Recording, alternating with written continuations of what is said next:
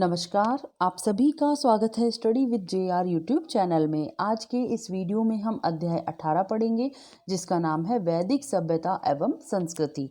और जैसा कि आपको पता ही है कि हमारे इस चैनल पर माध्यमिक शिक्षा बोर्ड की कक्षा 6 की सामाजिक विज्ञान की जो किताब है इसके अध्याय पढ़ाए जा रहे हैं और अब तक हमने टोटल 17 चैप्टर्स इस बुक के कक्षा 6 की जो किताब है इसके 17 चैप्टर्स टोटल हम पढ़ चुके हैं। यदि आपने वीडियोस नहीं देखे हैं तो लिंक आपको नीचे डिस्क्रिप्शन में मिल जाएगा, आप वहां से देख लीजिएगा।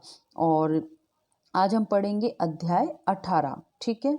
और वीडियो शुरू करने से पहले यदि आपने अभी तक इस चैनल को सब्सक्राइब नहीं किया है तो प्लीज़ सब्सक्राइब कर लीजिए और पास में आपको एक बेल आइकन दिखाई देगा, उसे भी प्रेस कर लीजिए ताकि वीडियोस की नोटिफिकेशन आपको मिलती रहे। इसके साथ ही साथ ज़्यादा से ज़्यादा इसे शेयर कर दीजिए, लाइक नहीं किया है तो प्लीज़ लाइक कर दीजिए। तो आज हम पढ़ेंगे अध्याय 18 और सामाजिक विज्ञान की किताब है ये। और आपके जो भी एग्ज़ाम होते हैं उन सभी के लिए ये इम्पोर्टेंट है। कक्षा 6 की जो किताब है, देखिए जो सामाजिक विज्ञान की हिस्ट्री चल रही है, हमारा इतिहास, इसमें वैदिक सभ्यता आज हम पढ़ेंगे, ठीक है।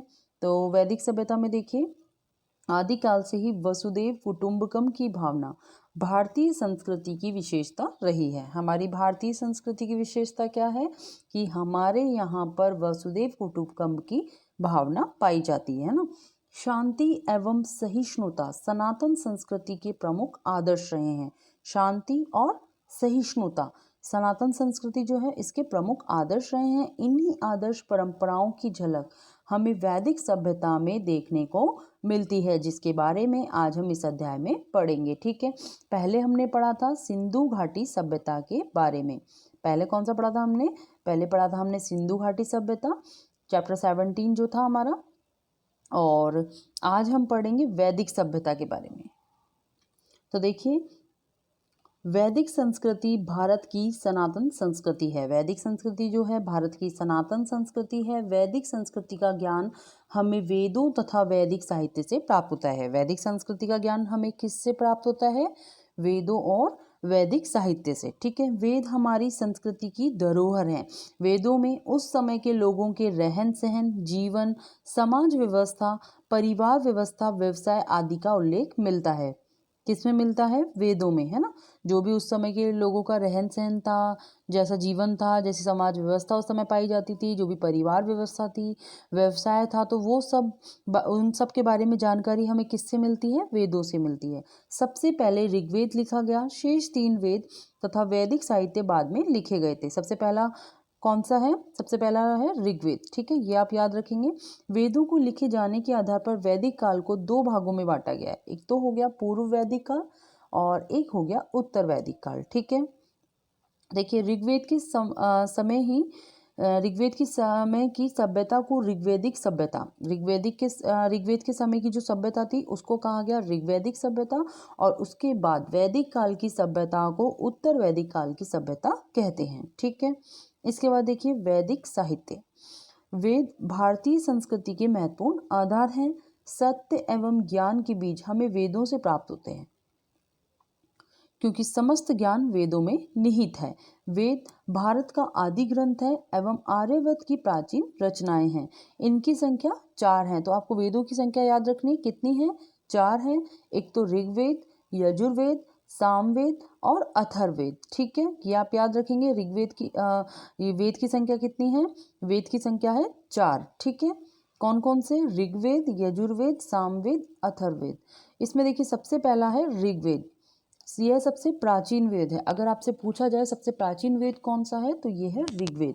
वर्तमान में प्रचलित गायत्री मंत्र ऋग्वेद का ही एक मंत्र है। आपने सुना होगा गायत्री मंत्र, ओम भूर्भुवः स्वः, है ना, तत्सवितुर्वरेण्यं भर्गो देवस्य धीमहि धियो यो नः प्रचोदयात्। आपने सुना होगा ये गायत्री मंत्र, और ये गायत्री मंत्र ऋग्वेद का ही एक मंत्र है। तो एग्जाम में क्वेश्चन बन सकता है कि गायत्री मंत्र किसका, कौन से वेद से संबंध रखता है? तो ये रखता है ऋग्वेद से, ठीक है। दूसरा है यजुर्वेद। यजुर्वेद यह ऋग्वेद से बहुत बाद में लिखा गया वेद है। ऋग्वेद लिखा गया सबसे पहले और ऋग्वेद के भी बहुत बाद में लिखा गया था यजुर्वेद। ठीक है, इसमें यज्ञों में प्रयुक्त होने वाले श्लोक और मंत्र हैं। क्या है इसमें? यजुर्वेद में जो यज्ञ होते हैं उनमें प्रयुक्त होने वाले श्लोक और मंत्र हैं। यह गद्य पद दोनों में लिखा गया है। तो ये आप याद रखेंगे यजुर्वेद के बारे में। ये लगता है क्लास 6 की एसएसटी है, बट देखिए इसमें से भी कितने सारे इंपॉर्टेंट क्वेश्चंस बन सकते हैं और बनते आते हैं। हम समझ में नहीं आता कि ये क्वेश्चन इतने इजी होते हैं और वो गलत हो जाते हैं। क्यों? क्योंकि हम सोचते हैं क्लास 6 की एसएसटी कौन पढ़ेगा, क्लास 6 तो हम पढ़ चुके हैं। बट देखिए जो छोटी क्लास होती है ना, उसमें से भी इम्पोर्टेंट क्वेश्चंस बन सकते हैं और काफ़ी कुछ उसमें हमें सीखने के लिए मिलता है। हालांकि पढ़ चुके होंगे आप भी और हमने भी पढ़ा है ये क्लास 6 का, लेकिन फिर भी अभी दोबारा से एक बार एग्ज़ाम आप तैयारी कर रहे हैं तो रिमाइंड करेंगे तो आपके एग्ज़ाम के लिए बहुत ही अच्छा रहेगा। तो देखिए तीसरा है सामवेद। सामवेद में देवताओं की पूजा करने के सभी मंत्र शामिल हैं। सामवेद में क्या है? देवताओं की पूजा करने के सभी मंत्र। ठीक है, यज्ञ के समय देवताओं की स्तुति करने के लिए जो गीत गाए जाते हैं सामवेद में उसका संग्रह है। तो देखिए सामवेद में किसका संग्रह है? यज्ञ के समय देवताओं की स्तुति करने के लिए जो गीत गाए जाते हैं उनका संग्रह किसमें है? सामवेद में।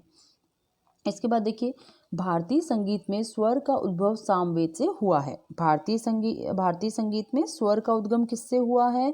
तो स्वर का संबंध हो गया सामवेद से। ठीक है, इसका कुछ भाग जो है ऋग्वेद से लिया गया है। इसके बाद देखिए चौथा है अथर्ववेद। अथर्ववेद में इस वेद का नाम अथर्व ऋषि के नाम पर पड़ा है। अथर्व एक ऋषि का नाम था, तो उन ऋषि के नाम पर इस वेद का नाम पड़ा अथर्ववेद। और इसमें चिकित्सा विधि, रोगों से संबंधित ज्ञान आदि संकलित है। इसमें क्या क्या है? चिकित्सा विधि, रोगों से संबंधित ज्ञान किसमें? अथर्ववेद में। ठीक है, तो ये आप वेदों के बारे में याद रखेंगे। वेद कितने? 4। कौन कौन से? ऋग्वेद, यजुर्वेद, सामवेद, अथर्ववेद। ठीक है, ऋग्वेद प्राचीन वेद और इसमें क्या है? गायत्री मंत्र। यजुर्वेद ऋग्वेद के बहुत बाद में लिखा गया और इसमें क्या है? यज्ञों में प्रयुक्त होने वाले श्लोक और मंत्र हैं और गद्य और पद्य में लिखा गया है। तीसरा है सामवेद, इसमें देवताओं की पूजा करने के सभी मंत्र हैं और यज्ञ के समय जो देवताओं की स्तुति के लिए जो गीत गाए जाते हैं ना, उसमें जो वो उनका संग्रह है इसमें सामवेद में। और भारतीय संगीत में स्वर का उद्भव किससे हुआ? सामवेद से, है ना। इसके बाद चौथा है अथर्ववेद। अथर्ववेद में आप याद रखेंगे अथर्ववेद का नाम जो है अथर्व ऋषि के नाम पर पड़ा और इसमें चिकित्सा विधि और रोगों से संबंधित ज्ञान है। ठीक है, इसके बाद देखिए वैदिक कालीन धर्म एवं दर्शन। संपूर्ण भारतीय जीवन दर्शन और साहित्य का आधार धर्म ही रहा है ना। संपूर्ण भारतीय जीवन और दर्शन साहित्य इन सब का आधार क्या है? धर्म। भारतीय संस्कृति के परम प्राण धर्म में ही विद्यमान है। देखिए जो हमारी भारतीय संस्कृति है इसके परम प्राण जो है वो किस में विद्यमान है? धर्म में। धर्म के अंतर्गत सत्य बोलना, चोरी ना करना, कर्म व वचन से पवित्रता का पालन करना, काम क्रोध पर नियंत्रण, इंद्रियों पर नियंत्रण, दान धर्म करना आदि सब बातें शामिल हैं। तो आप ये याद रखेंगे धर्म के अंतर्गत क्या क्या आता है। धर्म के अंतर्गत क्या क्या आएगा? सत्य बोलना यानी कि सच बोलना, चोरी नहीं करना, कर्म व वचन से पवित्रता का पालन करना, काम क्रोध पर नियंत्रण करना और इंद्रियों पर नियंत्रण करना।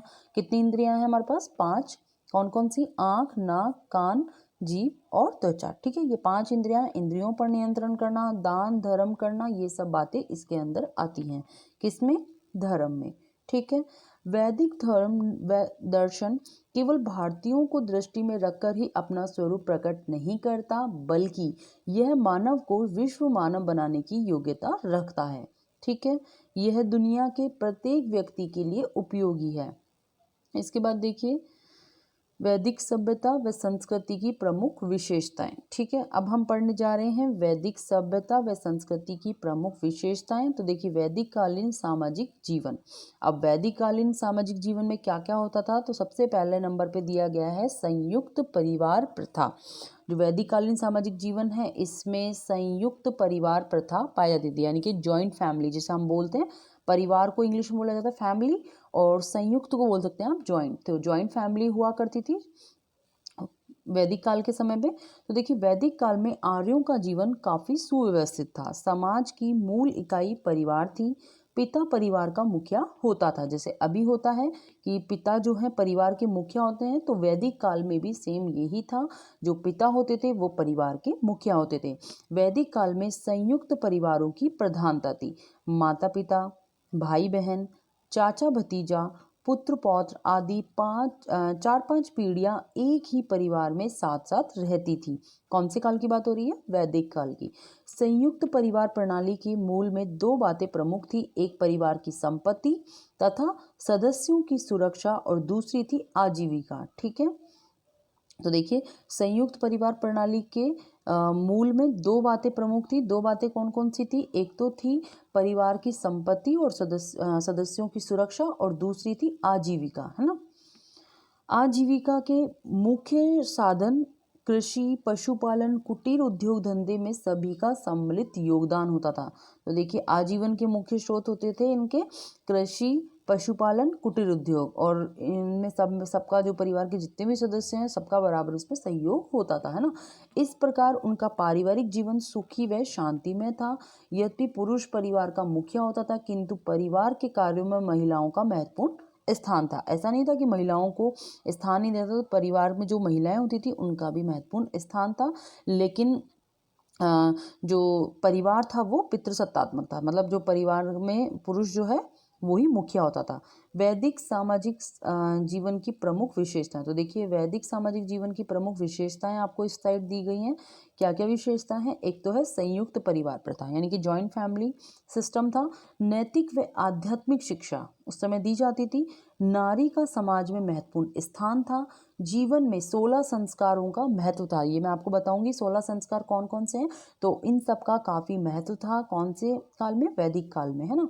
वासुदेव कुटुंबकम की भावना इस समय रहती थी। आश्रम व्यवस्था भी थी। ठीक है, तो ये सब हम पढ़ेंगे।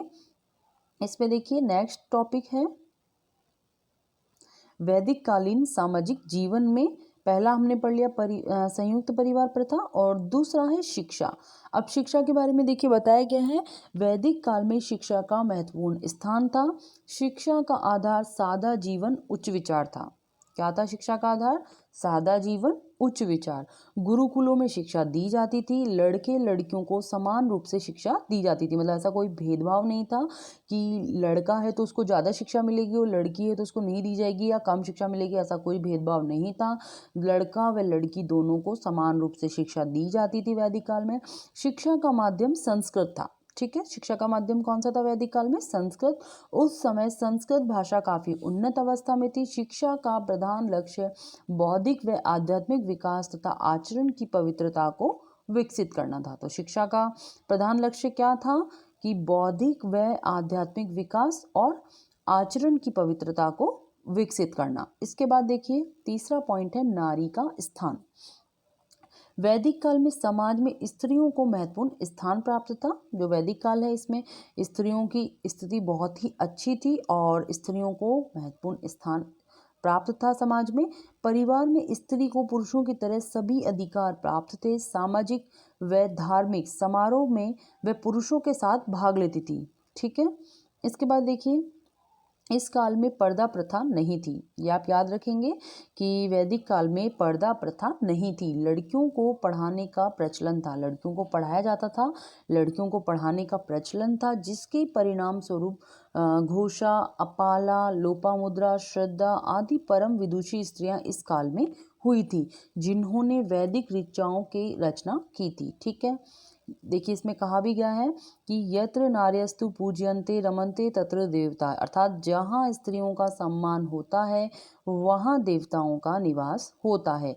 आदि के प्रमाण हमें वेदों के अनेक मंत्रों से प्राप्त होते हैं। तो जो देखिए वेदों में जो हमें मंत्र मिले हैं, तो वहाँ पर एक मंत्र क्या मिला है हमें कि वहाँ पर क्या बताया गया है कि जहाँ स्त्रियों का सम्मान होता है वहाँ देवताओं का निवास होता है। तो मतलब काफ़ी अच्छी स्थिति थी यहाँ पर महिलाओं की।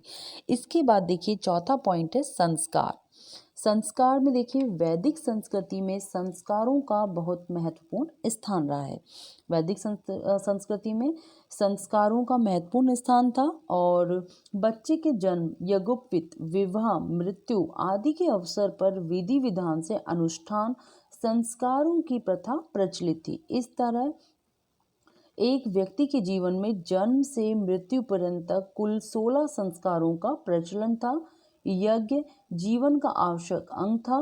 इससे स्त्री पुरुष दोनों करते थे। इसे जो यज्ञ होता है इसमें इसे स्त्री पुरुष दोनों करते थे। अधिकांश संस्कार मंत्रोच्चार और यज्ञ के साथ संपन्न होते थे।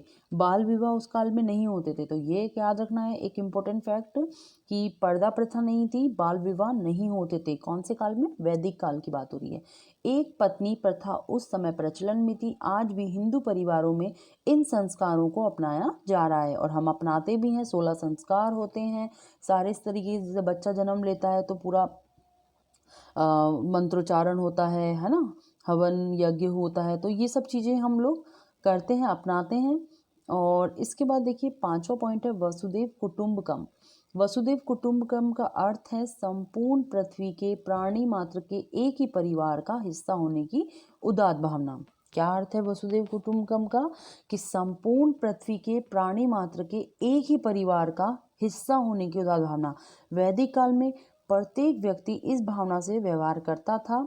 सर्वे भवन्तु सुखीन जैसे अनेक मंत्र वैदिक का साहित्य में पढ़ने को मिलते हैं। आपने जरूर सुना होगा सर्वे भवन्तु सुखीन, सर्वे भवन्तु निरामया, है ना। इस तरीके से ये मंत्र है। तो ये मंत्र देखिए हमें वैदिक साहित्य में पढ़ने को मिलते हैं और उस समय लोग इसके अनुरूप व्यवहार भी करते थे। मतलब जो उनका वो मंत्र था बिल्कुल अच्छे उसमें, और उस अकॉर्डिंग वो उनका नेचर, जो लोग होते थे उनका नेचर होता था, उनका व्यवहार होता था, है ना। मानव ही नहीं बल्कि इस धरती के प्राणी मात्र के प्रति दया भाव रखना यहाँ के सामान्य जन की विशेषता रही है ना। तो ये हो गई, एक तो वसुदेव कुटुंबकम की भावना पाई जाती थी और एक है आश्रम व्यवस्था। ठीक है,